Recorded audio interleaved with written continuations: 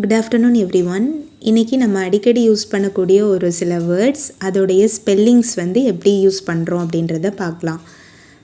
பயிற்சி அப்படின்னு சொல்கிறப்ப ப்ராக்டிஸ்ன்னு சொல்கிறோம். அந்த சி என்ற லெட்டர் யூஸ் பண்ணுறப்ப அதோட மீனிங் பயிற்சி.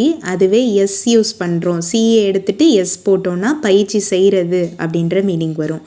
அதே மாதிரி அறிவுரை அப்படின்றப்ப அட்வைஸ் சொல்லுவோம்.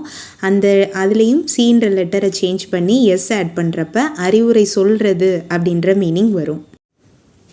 கண்ணீர் டியர்ஸ், கிழித்தல் டேர், கரடி பேர், தாங்கிக்கொள் பேர். அருகில் பிசைடு, மேலும் பிசைட்ஸ்.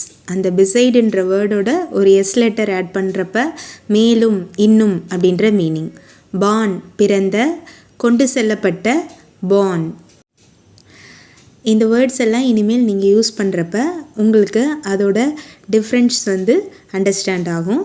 Thank you every one.